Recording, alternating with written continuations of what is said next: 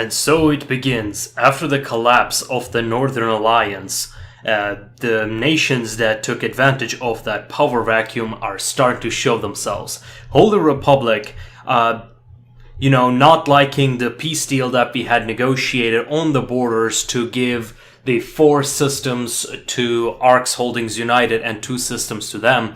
Well, they didn't like that and claimed that it was at a gunpoint. Well, it wasn't. Totally wasn't.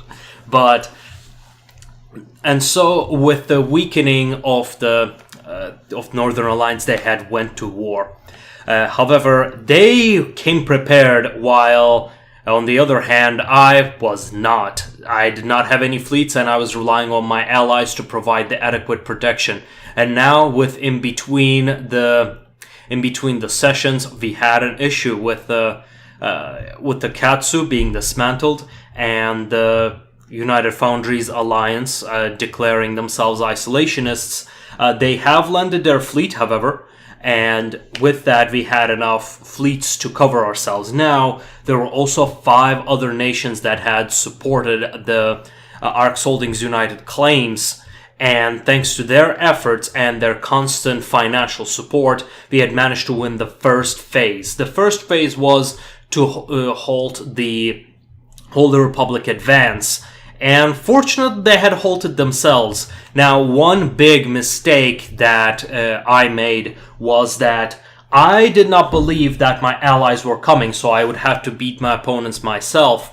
And all they would need to do is to capture those 4 systems, which they have isolated, and just sit down and wait. Well, that would seal their fate. And that was indeed their strategy. So in order to break that, I would need to assault that star base very quickly, break through it, and capture it, and then retreat, preferably, and give myself time to rebuild. Because my distance was closer, I would be able to reinforce myself. But that is not what happened. The starbase proved too strong. It looks like they have made a few changes. Starbases now have a tremendous engagement range, which allowed them to pick off, as you can see, some of my ships.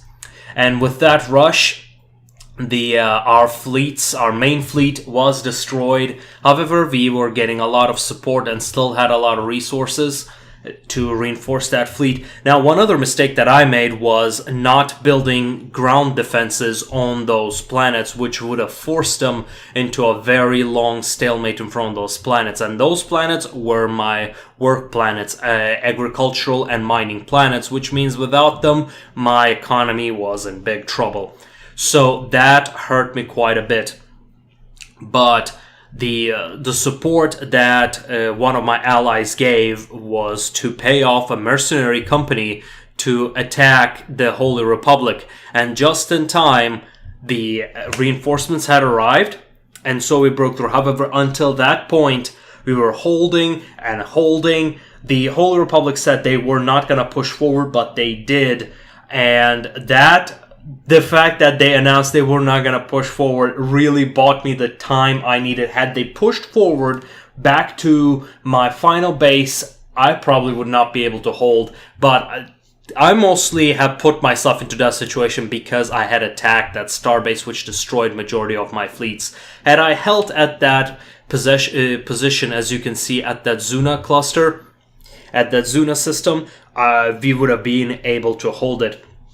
So, with that being said, the war was fairly long, at least it felt very long, but eventually the allies that came through, the Knights of the Golden Vanguard, Children of Gaia, Neverian Watchers, Meltech, and one other person that I know I'm forgetting that I'm going to regret for forgetting, have helped quite a bit.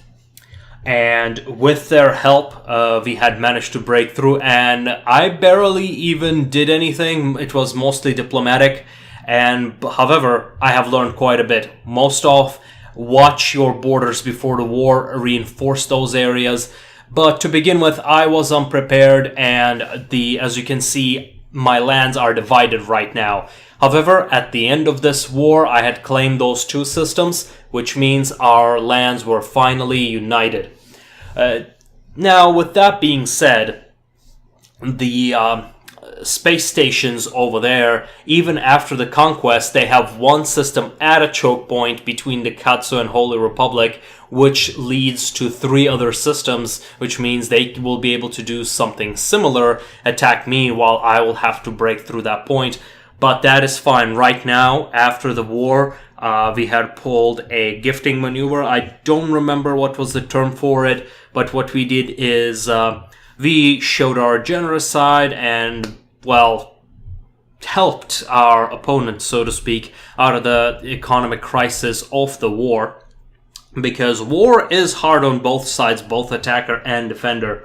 And after that, we had signed a commercial pact and opened a few... No, we didn't open branch offices, but the commercial pact and the goodwill between nations had finally restored. With that in mind, the South was mostly quiet. With that being said, the time was coming for the Khan, for the mid-game crisis to come in. And it was the Khans. Khans had been reunited at the South, and with the balkanization, future balkanization of the United Foundries Alliance had created a tremendous crisis for the galaxy.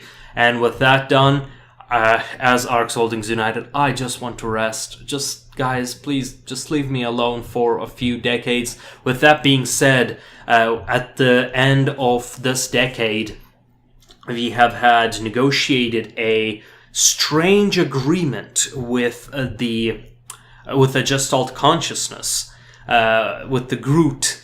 And it was quite interesting, which is they are biologically ascended, and we have temporarily traded one of our planets for them to genetically modify. They will be taking 1 billion of our species, which is 1 pop, and in return they will modify another pop, which will allow me to copy that pattern onto the rest of my species, which is gonna be great. It's a double ascension, and just as the war was going on, I had psionically ascended completely, and that has also boosted my economy quite a bit. However, with all that being said, the lessons had been learned is that preparation is key. And with that being said, I hope you enjoyed the series, and we'll see you next time.